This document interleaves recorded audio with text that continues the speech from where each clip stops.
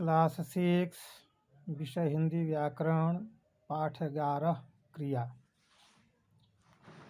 इसमें पाठ में आप लोगों को क्रिया के विषय में समझाया गया है कि क्रिया किसे कहते हैं। तो जिस शब्द से किसी काम के होने या करने का बोध होता है उसे हम क्रिया कहते हैं।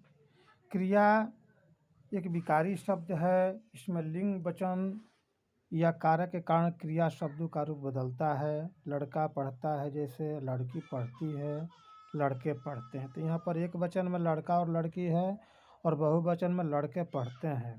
क्रिया के बिना किसी भी वाक्य का पूर्ण अर्थ व्यक्त नहीं होता है कि वह क्या है।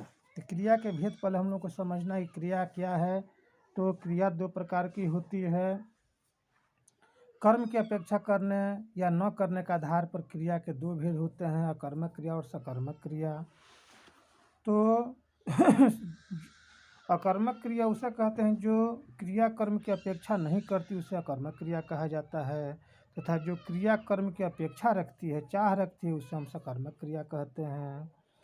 तो अकर्मक अर्थात जिसे किसी कर्म की आवश्यकता नहीं है, जैसे दौड़ना, भागना, रोना, हंसना इत्यादि।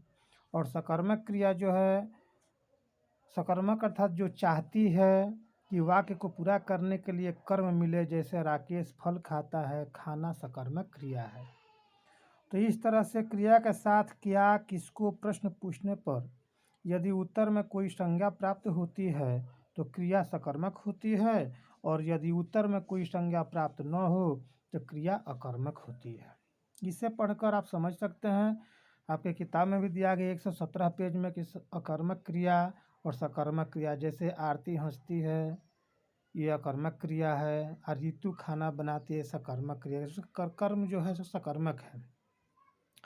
वह रो रहा है और मयंक ने चित्र बनाया, तो चित्र बनाया काम कर रहा है, जो चित्र कोई देख सकता है, लेकिन वो रो रहा है, वो कोई न देखे ना, उससे कोई लाभ मिलेगा। तो ये इस तरह से सकर्मक और अकर्मक क्रियाएं हैं। और एक कर्मक अद्वैय कर्मक, ये भी एक है। तो वे क्रियाएं जो एक कर्म की अपेक्षा करती है उन्हें एक कर्मक क्रिया कहते हैं। जैसे सोहन ने भोजन खाया, रूपा ने गीत गाया, मोहन ने बच्चे को पीटा, ये एक कर्मक है। अद्वैय कर्मक क्या है? वे द्वैय कर्मक वे क्रिया हैं जिसके साथ दो कर्म अपेक्षित होते हैं, उन्हें द्वैय कर्मक क्रिया कहते हैं। जैसे सुनीता ने रीटा को पुस्तक दी, छात्राओं ने छात्रों को किताबें बेची। तो इन दो कर्मक क्रियाओं में एक कर्म प्राणीवाचक तथा वह दूसरा अप्रमाणिक वस्तु होता है। तो अप्रमाणिक वाचक कर्म का पता क्या प्रश्न से तथा अप्राणीवाचक कर्म का पता किस प्रश्न से हम लोग पता लगाते हैं। अब चलिए प्रेरणार्थक क्रिया। तो जिस क्रिया शब्द से यह पता चलेगी कर्ता स्वयं काम न करके किसी दूसरे से करा रहा है उसको हम प्रेरणार्थक क्रिया कहते हैं। जैसे किसी को प्रेरणा दे करके, कह करके उससे काम करवाना, ये प्रेरणा देना हुआ। जैसे माँ ने नौकर से कपड़े धुलवाए, तो अपने स्वयं न धो करके नौकर से प्रेरणा दिया, आदेश दिया कि हाँ भाई इसको काम को कर दीजिए, तो कर दिया, तो ये प्रेरणार्थक क्रिया हुआ, प्रेरणा देना।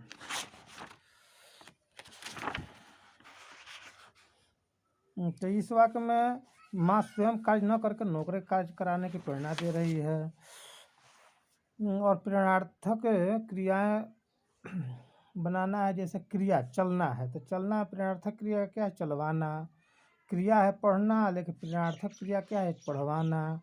खेलना क्रिया है, तो ये प्रेरणा दे करके हम लोग क्या कहते हैं? खिलवाना, में किसी को खिलवाते हैं। इस तरह से प्रेरणार्थक क्रिया है। संयुक्त क्रिया क्या है?